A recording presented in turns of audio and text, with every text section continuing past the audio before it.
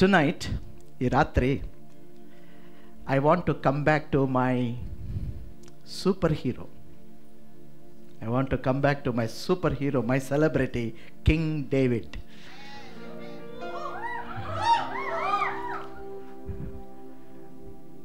ఆ అరుపుని ఏమంటారో నాకు తెలియదు, but sounds exciting. So my super hero, my celebrity, king David. ఎప్పుడైతే తను చిన్న బాలుడిగా ఉన్నాడో, he was a shepherd bye, గొర్రెల కాపరుగా పనిచేశాడు. పర్వతాల మీద ఆల్మోస్ట్ తన జీవితాన్ని పర్వతాల మీద గడిపేశాడు చిన్నప్పుడు. What was he doing on the mountains? ఆ పర్వతాల మీద ఏం చేస్తూ ఉన్నాడు అంటే, హీ వాజ్ ప్రైజింగ్ గాడ్. చాలా మట్టికి కీర్తనలు అక్కడే వచ్చి ఉంటాయేమో, తను రాసిన కీర్తనలు.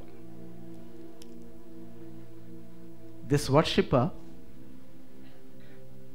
when he faced the lion and the bear, he became a warrior. So David is a combination of worship and war. Amazing combination. So ఎలాగా స్తుతించుండొచ్చు దావీదు, ఎలాగా స్తుతించుండొచ్చు? What really made him to praise God? Was he just praising? కదా, ఉట్నే స్తుతిస్తూ ఉన్నాడా? స్తుతించే విషయానికి మనం వస్తే, మన జీవితం సరిగ్గా లేకపోతే స్తుతించలేం. మంచి సిట్యువేషన్లో లేవనుకోండి, అంత ఆందోళన, కష్టం, బాధ ఉన్నదనుకోండి, స్తుతించలేం. అప్పుడు ఏడిపే ఉంటుంది కానీ మనం స్తుతించలేం. So praise needs a good situation. Good things should happen, good surrounding, మంచి అంబియన్స్, అన్నీ చక్కగా ఉండాలి, ప్రెషర్స్ ఉండకూడదు. అప్పుడు స్తుతి వస్తుంది, మన నోట్లోంచి స్తుతి వస్తుంది. ప్రభా, థ్యాంక్ యూ లార్డ్, నువ్వు చేసిన గొప్ప కార్యాలు బట్టి నీకు వందనాలు ప్రభా. ఇక్కడ నేను ఒక చిన్న ప్రశ్న అడుగుతాను. If any one of you here, ఎవరన్నా ఇక్కడ చాలా పెద్ద అనారోగ్యం పాలైపోయినప్పుడు స్తుతించగలరా? నిజం చెప్తున్నాను, don't become too spiritual. No, obviously no. ఎందుకంటే అది మనని అలా నడిపించదు. చాలా భారంగా ఉంటుంది, ఆందోళనగా ఉంటుంది. ఎలాగ స్తుతించగలం? Right, it's very difficult. So దావీదు స్తుతిస్తున్నాడు, పర్వతాల మీద స్తుతిస్తున్నాడు అంటే ఊరికనే స్తుతించట్లా. ఏదో జరిగింది దావీదు జీవితంలో, ఏదో ఉన్నది దావీదు జీవితంలో. Something was there, some secret, ఏదో ఒక రహస్యం దావీదు జీవితంలో ఉన్నది. అందుకే ఊరికనే స్తుతించట్లేదు. ఇక్కడ జాగ్రత్తగా మనం గమనిస్తే, ఒకసారి కొంతమంది జీవితాలు ఎలాగే ఉంటాయి. They don't do anything, they do nothing. Morning తిని ఆఫీస్కి వెళ్ళిపోయి, మళ్ళీ సాయంత్రం వచ్చి తిని పడుకుంటాం, మరలా మార్నింగ్ తిని ఆఫీస్కి వెళ్తాం, మళ్ళీ వచ్చి తిని పడుకుంటాం. రైట్? సో ఇది మోడ్ ఆఫ్ ప్రైజ్ ఇవ్వదు మనకి. It will not lead you into praise if you don't do anything. జాగ్రత్తగా గమనించి, ప్రైజ్కి ఒక కారణం ఉన్నది, ప్రైజ్కి ఒక ఆధారం ఉంటుంది, స్తుతికి ఒక రీజన్ ఉంటుంది. ఏం చేయకుండా వెళ్ళి రావటం, తినటం, పడుకోవటం అంటే I don't think it will give you a mode of praise. స్తుతికి అది దారి తీయదు. All right? సో ఏదో సీక్రెట్, పక్కన వాళ్ళు వచ్చేసి, దావీదులో ఏదో సీక్రెట్ ఉండేదాన్ని. ఇంకేం సీక్రెట్లు ఉన్నాయి పాస్టర్ గారు? ఎప్పుడు సీక్రెట్లు చెప్తా ఉంటారు. ఇంకేం సీక్రెట్ ఉన్నాయి? You will know it. Massive secret, a massive secret. The day when his father Jesse sent him to give some snacks and lunch to his brothers who were in the war field, ఆ యుద్ధరంగంలో ఉన్న బ్రదర్స్కి వెళ్ళి lunch ఇమ్మని వాళ్ళ తండ్రి పంపించినప్పుడు, this David became a Swiggy boy. వెళ్ళి ఆ బ్రదర్స్కి, వార్ ఫీల్డ్లో ఉన్న బ్రదర్స్కి అది ఇచ్చాడు. కానీ ఎప్పుడైతే అక్కడికి వెళ్ళాడో, that war was a very strange war. చాలా చాలా విచిత్రమైన యుద్ధం అది. ఏంటి అంటే ఎవరు కొట్టుకోట్లా, వీళ్ళు అవతాలు ఉన్నారు, వాళ్ళు అవతాలు ఉన్నారు, మొహాలు చూసుకుంటున్నారు. ఎందుకు మొఖాలు చూసుకుంటున్నారంటే they want to minimise the wars casualties కదండి. ఆ వార్లో అందరూ కొట్టుకున్నారు అనుకోండి, అందరూ చచ్చిపోతారు. కాబట్టి ఒక అనౌన్స్మెంట్ చేశారు, అవతలలో తెలియదు కానీ ఒక అనౌన్స్మెంట్ చేశారు, ఫిలిస్తీన్లు అనౌన్స్ చేశారు, let's minimize the wars casualty, అందరూ చనిపోవటం వేస్ట్ కదా. సో మీలో ఉన్న ఒక పురుషుడిని పంపించండి, ఒక మగవాడిని పంపించండి, మాలో ఒకరిని పంపిస్తాం, ఇద్దరు కొట్టుకుంటారు, ఎవరు గెలిస్తే కథం దాంతో. All right. So that was the అక్కడ ఉన్న డీల్ అది. సో ఎవరు కొట్టుకోవట్లేదు, అవతాలో ఉన్నారు, అందరూ మొహాలు చూసుకుంటూ ఉంటారు. But then it sounds good, wars casualties ఎక్కువగా ఉండకూడదు కాబట్టి అన్న ప్రపోజల్ బాగానే ఉన్నది. All right. అండ్ సో ఈ ఫిలిస్తీన్కి వ్యతిరేకంగా పంపించలేకపోతున్నారు ఇజ్రాయెల్ దేశస్తులు. ఎందుకు అంటే ఈ ఫిలిస్తీన్ మానవుడు కాదు. If you have really observed it, he was not a man. He was a Nephilim.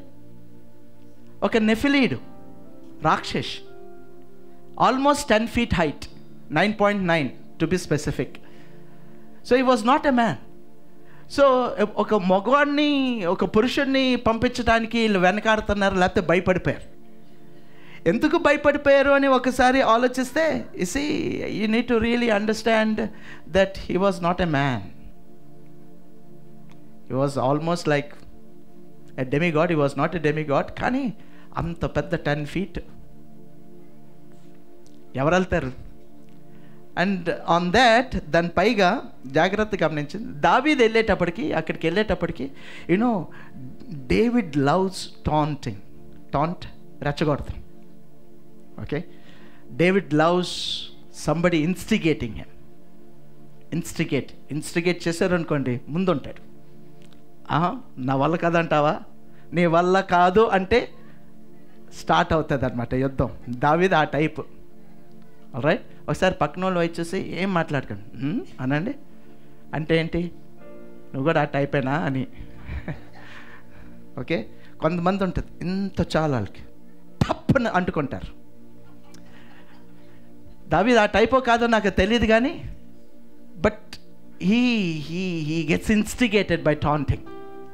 So అక్కడ జాగ్రత్తగా గమనిస్తే ఆ అనౌన్స్మెంట్ విన్న తర్వాత ఏదో జరిగిపోతుంది లోపల.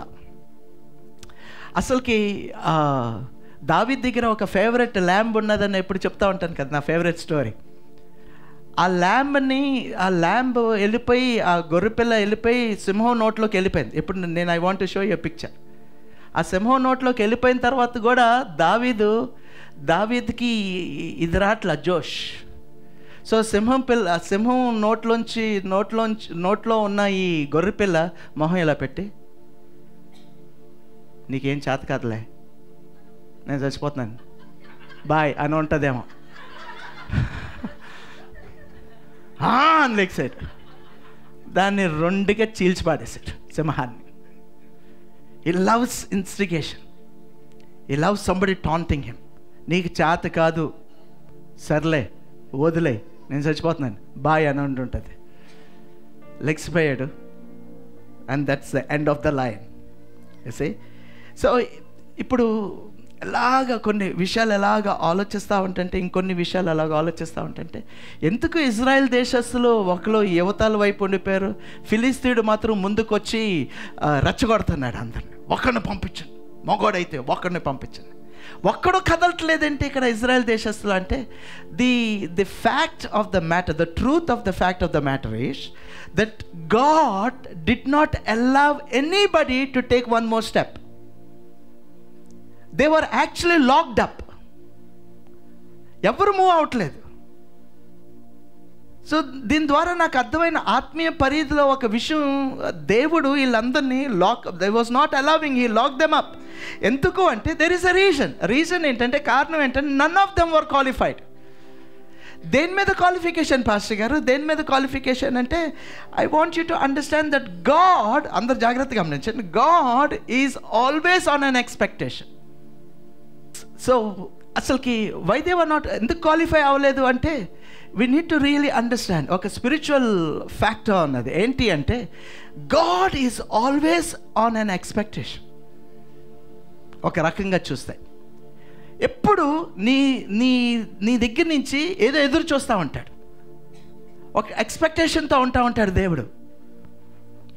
సో ఆ ఎక్స్పెక్టేషన్లో ఎవరు క్వాలిఫై అవ్వాలా? Say so everybody say God knows full అనండి. Now turn to neighbour and say do you know full అనండి. Somebody said do you know pool అన్న. both are correct.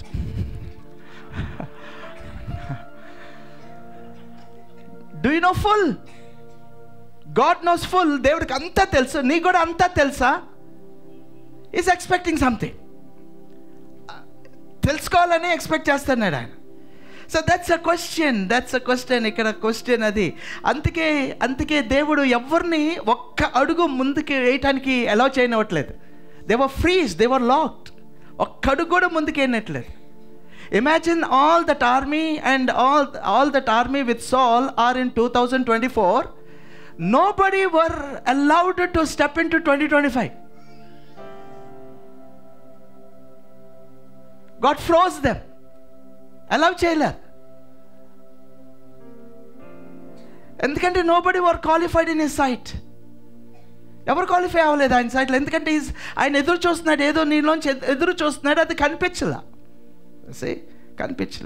So tonight to begin with, ఆయన ఎక్స్పెక్టేషన్కి నువ్వు కొంచెం కూడా దగ్గర రాలేదనుకోండి, turn to your neighbour and say even though you enter in to 2025 you are not actually entering అనండి. Even though you time బట్టి వెళ్ళిపోతున్నావు, కానీ నువ్వు వెళ్ళినట్టే కాదు.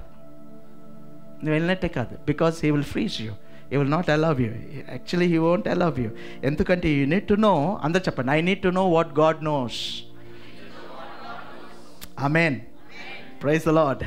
మళ్ళొకసారి చెప్పండి, I need to know what God nose.